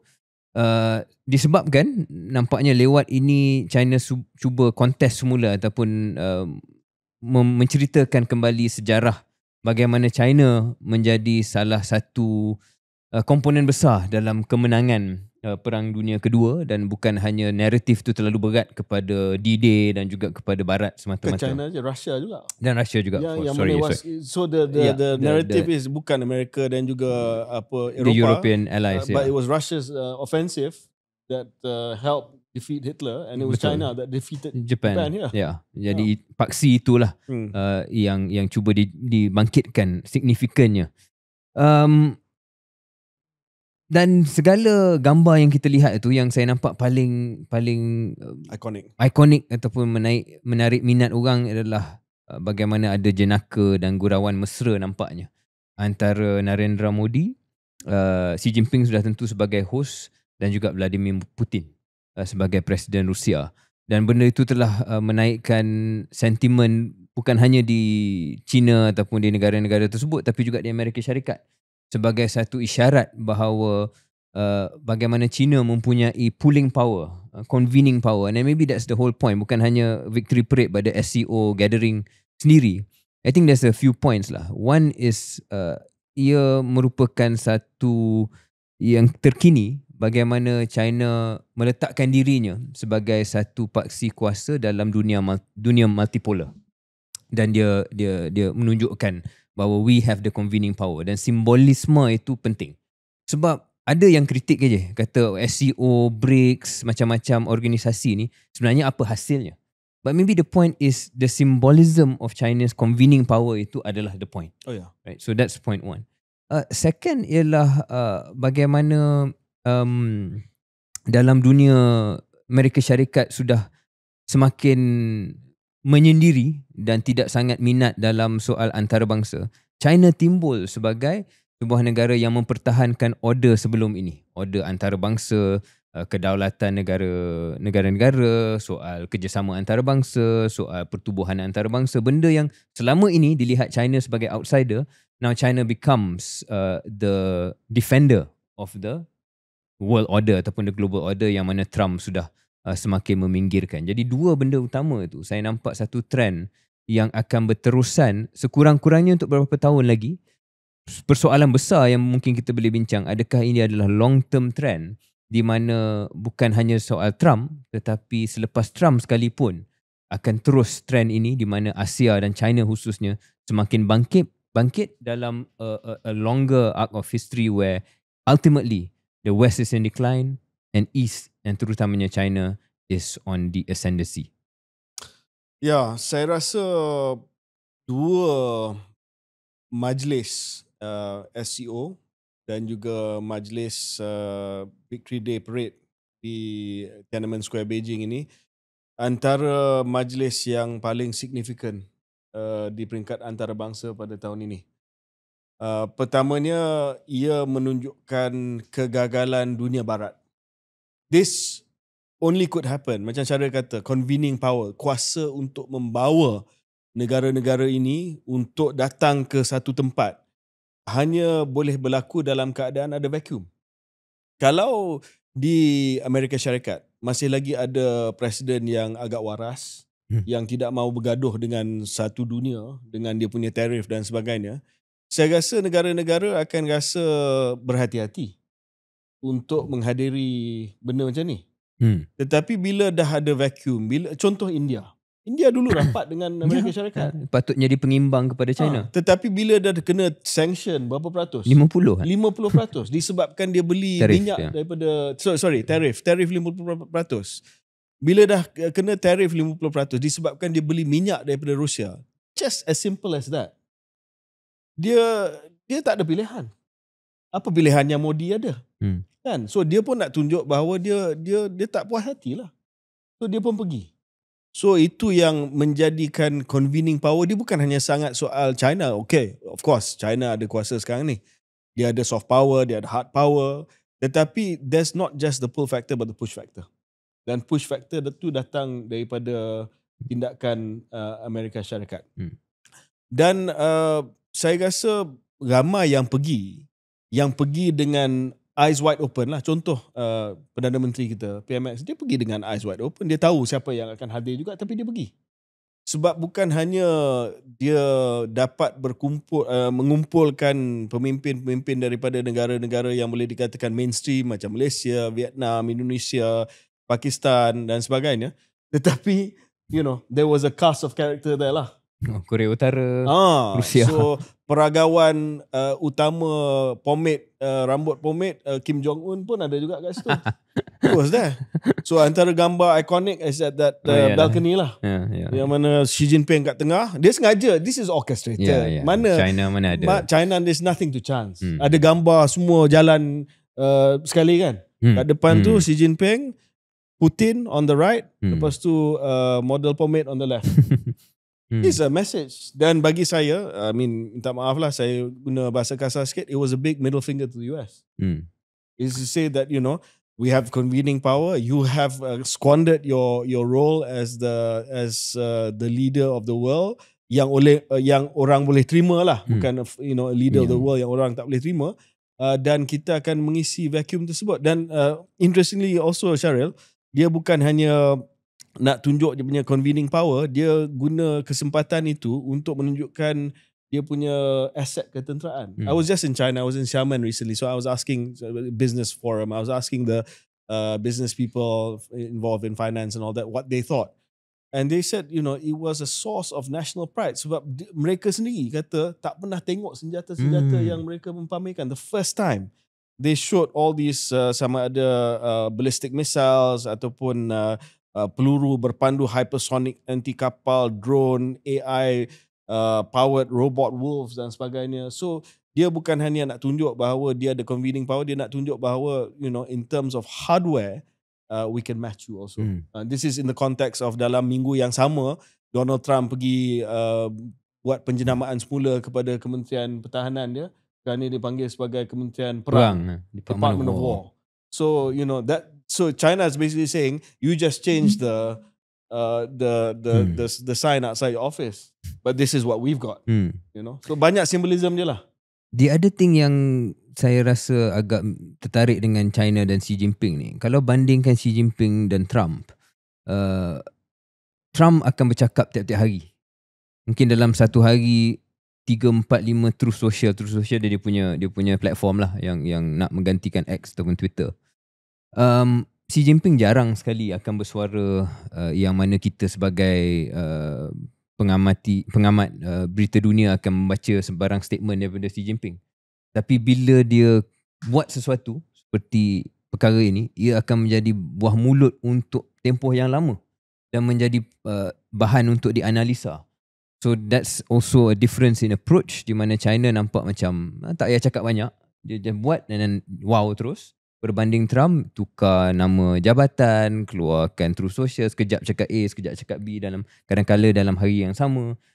So the credibility juga sebagai dua pemimpin tu sangat-sangat berbeza lah. Syaril, you know Teddy Roosevelt, seorang Presiden Amerika Syarikat sebelum ini, dalam pendekatan dasar luar, dia pernah cakap Amerika Syarikat needs to speak softly but carry a big stick.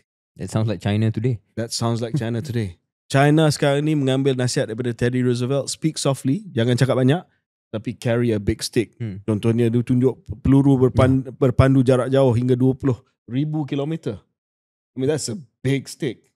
That can reach the west coast of the US? Yeah, easily.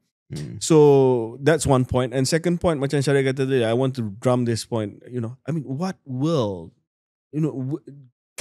Can you imagine 5 tahun sebelum ini, the president of China lecturing the world about rules-based international order? That's what Xi Jinping said. Kita kena ada dunia di mana dia bukan undang-undang rimba, tetapi ada undang-undang antarabangsa yang mana kita sama-sama patuh. Of course, the irony, we have to point out the irony lah. Putin was right next to him. Yeah, but I mean, that aside, President China, yang selama ini Amerika Syarikat yang kata China ni tak mengikut rules-based order sebab macam-macam lah. Tetapi dia yang cakap dengan credibility.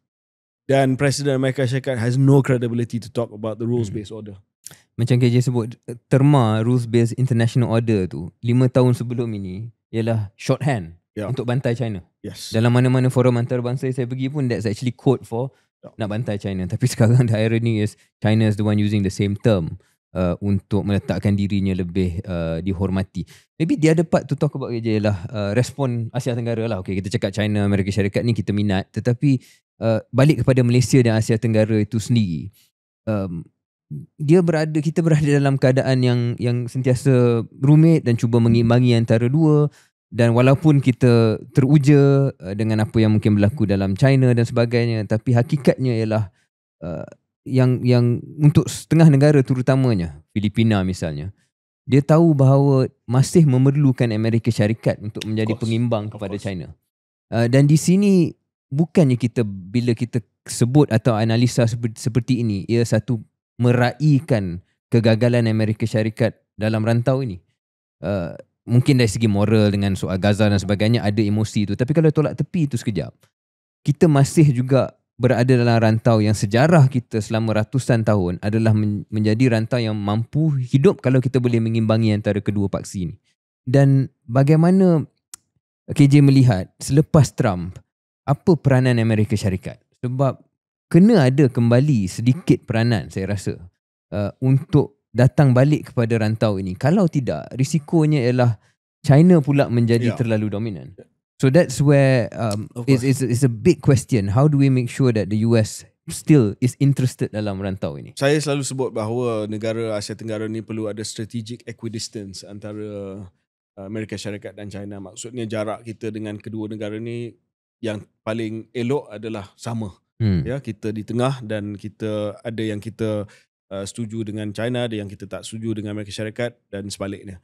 Tetapi bila Amerika Syarikat menyetuskan satu vacuum, sama ada disebab dia tak interested ataupun sebab Trump memang nak berperang dengan semua orang, by default China akan naik di sini. Bila China naik kat sini, kita pun ada masalah juga. Walaupun sekarang ni kita ada hubungan yang baik dengan China, ada pelbagai pertikaian, terutamanya pertikaian wilayah sempadan ataupun wilayah lautan kita di Laut Cina Selatan, itu semua memerlukan kuasa mengimbang daripada luar juga, Amerika Syarikat yang juga membantu. So dulu bila kita cakap tentang rules based order, international order di South China Sea, kita nak supaya China dia tak secara unilateral lah membangunkan kawasan-kawasan di South China Sea. So bila dah tak ada kuasa mengimbang, dia akan teruskan dengan agenda tersebut. Di sini saya lihat ada peranan istimewa dua negara KJ, Filipina dan Singapura, yang mempunyai hubungan yang barangkali lebih mesra dengan Amerika Syarikat berbanding dengan negara biasa dalam Asia Tenggara yang lain, kita termasuk kita yang lebih balanced. mungkin platform ASEAN dengan keunikan ASEAN ni, antara cara dia lah bagaimana pengurusi ASEAN hari ni, Malaysia dan juga yang lain boleh secara belakang tabir bincang dengan Filipina dan Singapura. How do you get Amerika Syarikat kembali interested in this region? Saya rasa itu semua saya setuju. Cuma the factor is Trump right now. Saya rasa tak Filipina ke Singapura ke siapa-siapa ke, dia tak kisah. But we wait and see bulan 10 sebab dikatakan Trump akan datang ke sini untuk persidangan ASEAN. Apparently not sure anymore. Oh, not sure anymore. Yeah, I read somewhere dia pun macam this is Trump lah, kejap ni kejap tu. It's like microcosm of his the uncertainty of the Trump policy. Yeah. Mungkin kita sebab dah kita bincang benda ni, kita pergi kepada isu yang kedua yang melibatkan Trump juga. Ini adalah tindakan catastrophic. You showing your age, your dad joke, your not bad, very good. Tindakan catastrophic Israel, serangan Israel terhadap kononnya sasaran Hamas di Doha, di Qatar yang dibuat baru-baru ini. Jadi saya rasa dia punya latar belakang dia pada 9 September Israel telah melancarkan serangan udara pertamanya ke atas wilayah Qatar, menyasarkan ke sebuah kediaman di sana. Lokasi itu dipercayai menjadi tempat pertemuan kepimpinan tinggi Hamas. Dan Netanyahu telah akui penuh bertanggungjawab menyifatkan serangan di Doha sebagai operasi Israel yang bebas sepenuhnya. Dikatakan bahawa Amerika Syarikat dimaklumkan tentang benda ini, dan tapi Trump kata decision made by Netanyahu, not decision made by me, tetapi apparently they were informed ahead of hand. Cara ini mengubah segala-galanya. Genosida di Gaza kita bantah, tetapi kita tahu kenapa ia berlaku. Walaupun kita tak setuju, kita bantah, ya. Tetapi bila dah melibatkan negara ketiga, satu negara yang juga terlibat dalam perbincangan ceasefire ni, sebab mereka ni yang dikatakan menjadi sasaran adalah orang daripada Hamas yang sedang membincangkan gencatan senjata dengan Israel. I mean, how bad, you said bad faith just now. How bad faith can you get? You're discussing ceasefire and then you kill them. You try to kill them. In a third country that is an American ally. Qatar ni American ally. Dia punya CENTCOM, dia punya pengkalan tentera ada di Qatar. You bomb a country that hosts US troops. You bomb a country that buys US weapons.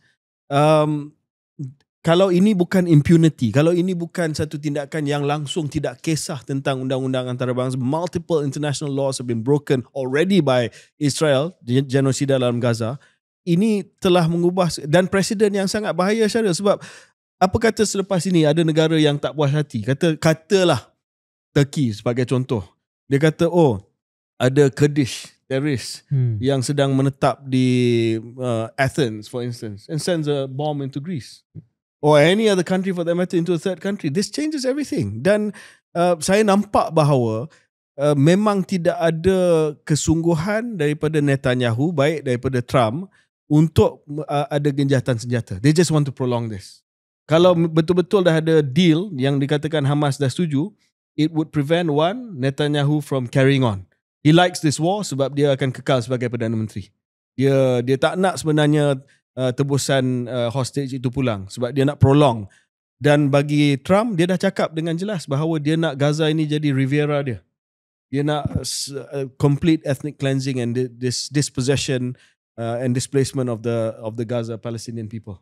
So bagi saya, dia impunity, melanggar pelbagai undang-undang antarabangsa dan dengan jelas menunjukkan bahawa sebenarnya end game dia bukannya untuk memulangkan tebusan ataupun hostage, tetapi the entire displacement of the Palestinian people from Gaza. Dan ia satu trend yang sangat menakutkan, KJ, sebab for everything you've said, ia juga memperingatkan saya bahawa kita berada dalam satu era yang baru di mana rules-based international order, segala norma-norma antarabangsa yang selama kita membesar tu kita anggap benda tu dah macam biasa, kita dah kembali pada zaman yang dululah kot, zaman sebelum Perang Dunia Pertama mungkin, yang mana it's dia tidak ada norma, tidak ada perundangan yang kita boleh pegang sebagai dikongsi oleh semua. Dan kalau ada seseorang yang melanggar persetujuan ataupun norma itu, ada implikasi dan tindakan tertentu. Sekarang ni langsung tidak ada. Dan semua negara baik besar ataupun kecil, saya fikir sedang cuba menyesuaikan diri dengan realiti baru ni, dan semua tak tahu macam mana menyesuaikan diri. Segala langkah strategik mereka selama ini pun dah perlu disemak semula. Saya bagi satu contoh lah yang saya tengok. Emiria Arab Bersatu, sebuah negara UAE yang minta maaf sebutlah dia antara yang paling nak dekat dengan negara Israel, enabler. Dan daripada semua negara Teluk, kalau tengok apa yang ulama-ulama bercakap ataupun tokoh-tokoh agama dalam tempoh 2-3 tahun genosida ni berlaku, antara kekecewaan mereka yang paling besar ialah UAE. That's open, sebab mereka sangat mesra dengan negara yang sedang membunuh saudara kita di Gaza. Tapi mereka pun terpaksa keluar mengecam serangan ini, I guess for self-interest lah, sebab dia nampak kalau ini boleh berlaku pada Qatar, dia boleh berlaku kepada which UAE. diorang pun tak rapat UAE dengan Qatar. Betul. pun ada isu, pun ada blockade dan sebagainya, tapi dia boleh nampak this is a new reality. Jadi apa yang mereka sangka selama ini, assumption andaian itu boleh dah ditolak tepi. Sama juga mungkin kita di sini lah, macam mana kita nak fikirkan, dan dia mengingatkan kita bagaimana pentingnya ada persahabatan tertentu, tactical alliances that maybe we need to start thinking about, because who knows bila benda ni boleh sampai ke tempat kita. Bukan nak menakutkan orang, tapi inilah dunia baru sekarang. Selama ini kita rasa selamat, sebahagiannya disebabkan ada norma antarabangsa ni, yang walaupun kita bukan sebahagian dari NATO, ASEAN tak ada askar sendiri, tak ada tentera sendiri, tetapi norma itu menjadi sebahagian daripada our protection. Bila norma itu dah tak ada, it's open season lah. Dan itu I don't have a good answer, none of us do, tapi it's a reality yang kita perlu hidup sekarang ni. No, sebab bila Amerika Syarikat dah terima tindakan macam ini, dah normalize tindakan macam ini, dan bukan hanya tindakan Israel. I mean, kalau kita tengok betul-betul kepada hubungan Trump dengan Putin pun, saya rasa kalau Trump cadangkan dan Putin terima satu penyelesaian di Ukraine di mana Russia kekal milik kawasan Donbas dan sebagainya, basically you've normalized and you've accepted various breaches of international law. What does this mean? That means tidak lagi ada satu deterrent untuk negara itu menghormati wilayah orang lain, antarabangsa. Yeah. So kalau, I mean, this is hypothetical, bukan saya kata ini akan berlaku, tapi kalau saya orang besar yang duduk di Beijing, saya tengok apa yang saya nak dalam peta, ada satu benda yang saya nak dalam peta tu, kalau satu hari saya pergi ambil benda tu, siapa yang akan lawan saya? Who's going to stop me? Absolutely no grounds. I mean, you can try, tetapi China akan kata, what did you do di Gaza? Apa yang you buat masa settlement, katalah ada penyelesaian di Ukraine, you bagi Donbas kepada Russia. Yeah. So ini legitimate territory claim China. Jadi kita dah masuk ke zaman might is right lah. Might is right. We are in it. Yeah. We are in it. Siapa yang kuat dia boleh menang. Dia Yeah. bukan perlu hormat apa-apa norma antarabangsa. Betul. Syaril, saya semalam telah pun bertemu dengan seorang figura yang sangat-sangat berani lah. Dia dulu adalah pendakwa raya kepada Mahkamah Jenayah Antarabangsa, Karim Khan. This guy, yeah. Yeah. Yang sekarang ni And depan. I mean, without revealing too much, bagaimana dia telah menjadi sasaran selepas dia keluar warrant penangkapan terhadap Netanyahu terutamanya, dan juga Menteri Pertahanan Israel. Dia juga keluar warrant terhadap Hamas, who was being fair.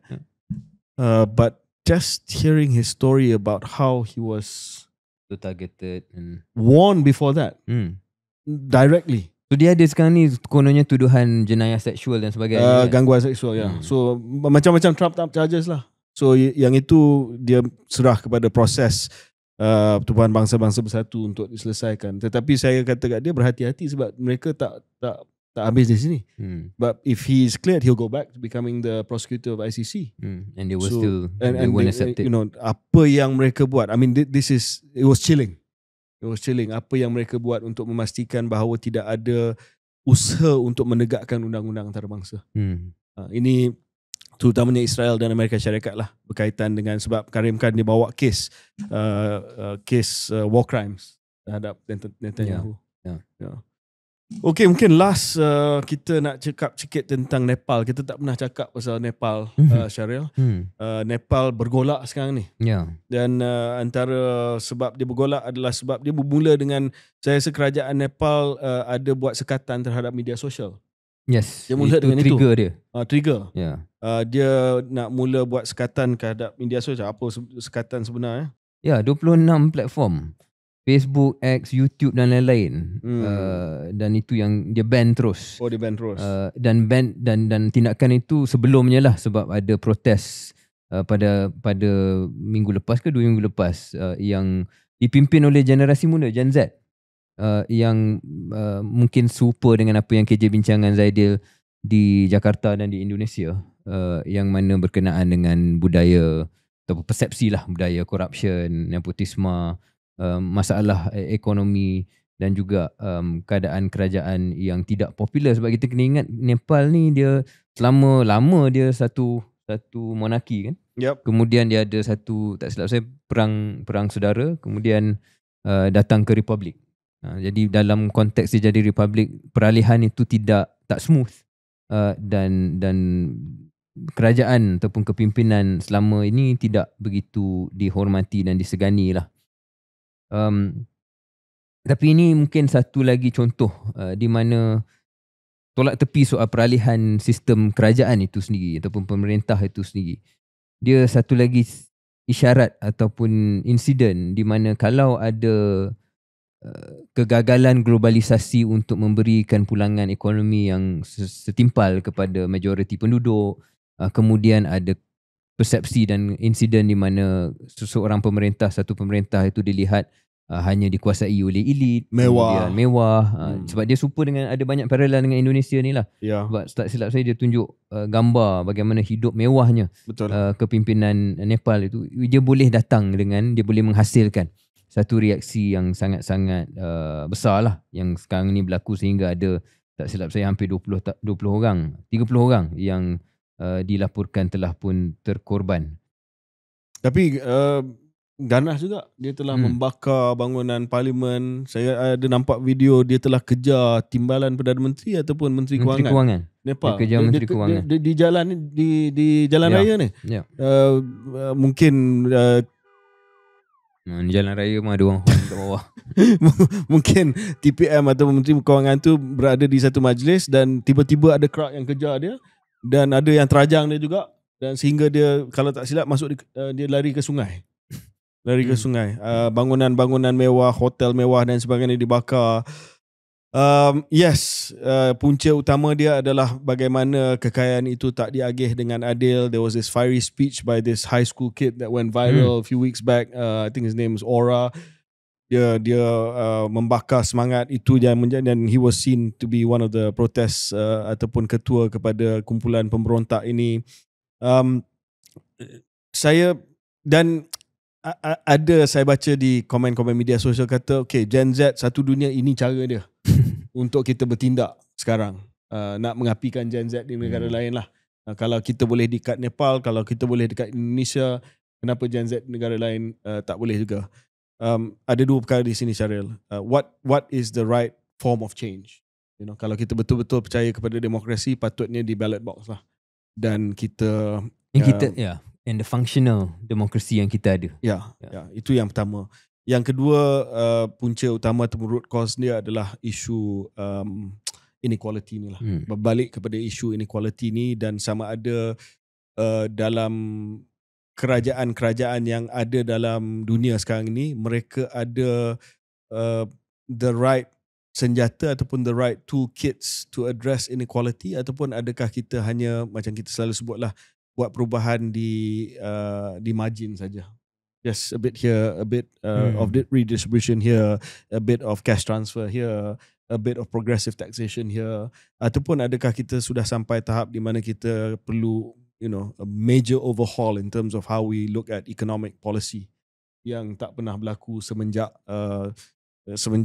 the Berlin Wall fell down lah, basically. There was no competing worldview. Yeah, I think that's right. I think ini the challenge of our times kot. Sebab kalau pengagihan kekayaan ini tidak diselesaikan dalam satu negara, dia sama ada membawa kepada yang paling ekstrim seperti apa yang berlaku di Nepal, di Indonesia, ataupun dia mempopularkan parti-parti ekstrim lah, ataupun parti-parti yang dilihat fringes, sayap kanan ataupun sayap kiri yang sangat-sangat populis. Yang tak ada solution pun. Yang tak ada solution, tapi dia trade on kemarahan orang kan, dan itu yang boleh kita simbol, kita sifatkan apa yang berlaku di Amerika Syarikat, di setengah negara Eropah. Di mana sekarang di UK sekalipun KJ, saya tengok kalau ikut trend sekarang ni yang akan jadi Perdana Menteri UK adalah Nigel Farage.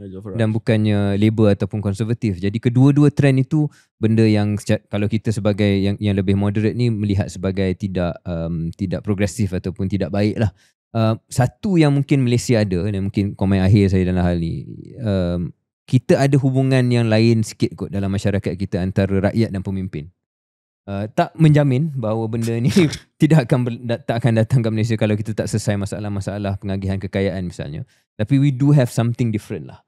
Mungkin disebabkan sistem monarki kita, mungkin disebabkan hubungan at least kebanyakan orang Melayu dengan institusi raja itu, maka hubungan dan juga sejarah kita bersama dengan pemimpin raja ataupun kerajaan tak sama dengan sejarah di negara-negara tertentu yang mana hubungan itu not really, the respect tu tidak sangat mendalam.